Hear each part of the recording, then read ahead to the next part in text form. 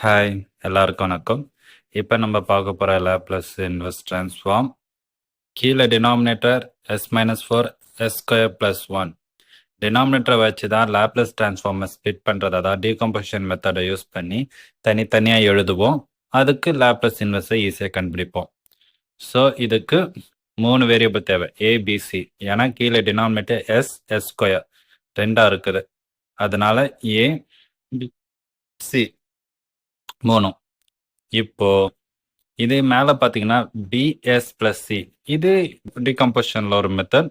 Suppose டினாமினேட்டரில் s² + 1 இருந்துச்சுன்னா, அதாவது ஸ்கொயர் எஸ் இல்லாமல் இருந்துச்சுன்னா இந்த மாதிரி பிஎஸ் + சின்னு எழுதணும். ஸோ இதை பார்த்துக்கோங்க. So as usual cross multiplication, denominator ரெண்டும் சேமாக இருக்கும். ஸோ மேலே இருக்கிற நியூமரேட்டர் பிறகு ஏ பிசி 3 இருக்குது. ஸோ இப்போ வேல்யூ சப்ஸ்டியூட் பண்ண புட் s = 4. நம்ம எஸ்ஸை 4ன்னு சப்ஸ்டியூட் பண்ணால் பி டேர்ம் சி டேர்ம்ஸ் கம்ப்ளீட்டாக 0 ஆயிரும்.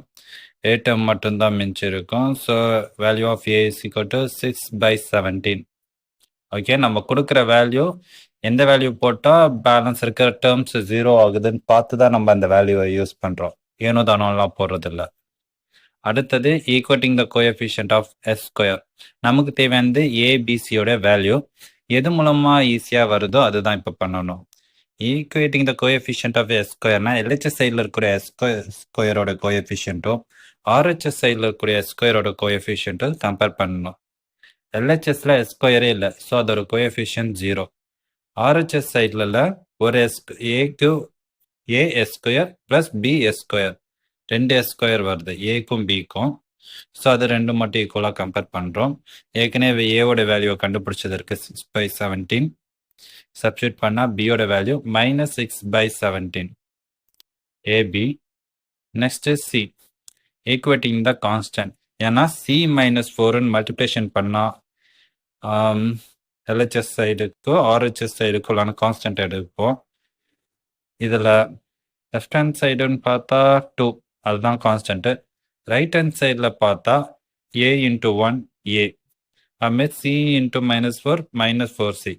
இது 2 டேர்ம் மட்டும்தான் கான்ஸ்டன்ட், எஸ்ஸே இல்லாத டேர்ம். ஸோ ஏவோட வேல்யூ தெரியும், அது சப்ஸ்டியூட் பண்ணி வைக்கிறோம். ஸோ 6/17 அந்த பக்கம் ட்ராவல் ஆகும். 4/c, அதாவது இருக்கிற இடத்தையும் மாற்றி போடணும். ஏன்னா நமக்கு தேவை 4c நம்ம லெஃப்ட் ஹேண்ட் சைடை மாற்றியாச்சு. இந்த 2-ஐ ரைட் ஹேண்ட் சைடு கொண்டு வரோம்.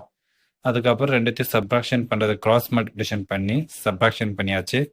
அதுக்கப்புறம் இங்கே இருக்கிற 4 கீழே டினாமினேட்டர் போகும். ஏன்னா மல்டிப்ளிகேஷன் இருக்கிறது ட்ராவல் பண்ணும்போது, அதர் சைடு ட்ராவல் பண்ணும்போது அதோட டினாமினேட்டர் போயிடுது. அதுக்கப்புறம் கேன்சல் பண்ணுறோம். ஃபைனலாக வர்றது -7/17. ஏபிசி 3 கண்டுபிடிச்சாச்சு. சப்ஸ்டியூட் பண்ணுறோம், சிம்பிளிஃபிகேஷன் நடக்குது. 6/17 அப்படியே மேலே இருக்கிறத அப்படியே கீழே எழுதுகிறோம். ஸோ s + c அந்த இது இருக்குதுல்ல, அதை தனித்தனியாக இது பண்ணுறோம். ஸோ -6/17 இந்த டேர்மும் தனியாக எழுதியாச்சு. -7/17 அதுவும் தனியாக எழுதியாச்சு. லேப்லஸ் இன்வெர்ஸ் எடுக்கிறோம், தனித்தனியாக ஸ்ப்ளிட் பண்ணுறோம். கான்ஸ்டன்ட் டேர்மை வெளியில் கொண்டு வந்தாச்சு. அதுக்கப்புறம் நம்ம லேப்லஸ் ட்ரான்ஸ்ஃபார்ம் எடுக்க வேண்டியது தான். ஃபஸ்ட்டு டேர்முக்கு s-4. ஸோ இதோட லேப்லஸ் இன்வெர்ஸ் ட்ரான்ஸ்ஃபார்ம் வந்து e⁻at. அதுக்கப்புறம் s² + 1 அதோடைய ட்ரான்ஸ்ஃபார்ம் வந்து cos 80. 1/s² + 1 அதுக்கு sin 80/a. ஸோ இதில் ஏன்றது 1 தான். ஸோ sin tக்கு கீழே 1, ஸோ ஈக்குவலாக தான் வரும். அவ்வளோதான்.